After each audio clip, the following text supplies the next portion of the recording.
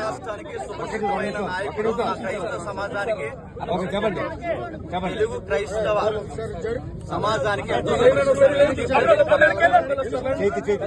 విషయంలో మాకు అనుమానం ఉంది. ఆయన మరణం ఎందుకు అనుమానం అంటే రికార్డెడ్ గా యూట్యూబ్ లో ఆయన నాలుగు పోషిస్తానని, ఆయన కళ్ళు పీకేస్తానని ఎవరైతే మాట్లాడిన వీడియోలు ఇప్పటికీ యూట్యూబ్ లో వీడియోలు ఉన్నాయి. మొదలు ఎవరైతే ఉన్నారో నువ్వు ఎలా బతుకుతారో మేము చూస్తారని ఆయన డైరెక్ట్ వార్నింగ్ ఇచ్చాడు. నెల క్రితం కూడా ఆయన ఏమన్నాడంటే నాకు ప్రాణ సంకటం ఉంది, నాకు ప్రాణ భయం ఉంది, నాకు ఆయనకి ఏదైతే ఉందో ఆయనకి ఇబ్బంది కలుగుతుందని ఆయన స్వయంగా ఆయన ఫేస్బుక్ ఐడీలో ఆయనే పోస్ట్ చేశారు.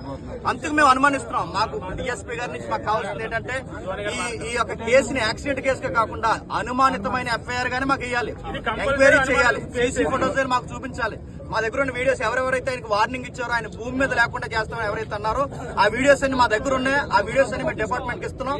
ఇది క్రైస్తవ సమాజానికి చాలా పెద్ద గాయం. మేము ఇలాగే చూస్తున్నట్టు ఊరుకుంటే మా క్రైస్తవులు ఉన్న తలకాయలన్నీ ఎలా తీసుకుంటూ వెళ్ళిపోతారా? ఇదే చేస్తారా? ఇదే జరిగేదా? అంటే మేము మాట్లాడక మాకు భావప్రకటన లేదా? మా సబ్జెక్ట్ మేము మాట్లాడడానికి ఇంత వార్నింగ్లు ఇచ్చి ఈరోజు మనుషులు లేకుండా చేస్తారా? ఇది మాకు అనుమానం. మా అనుమానాలు తీరాలి. దీనికి డిపార్ట్మెంటే న్యాయం చేయాలి.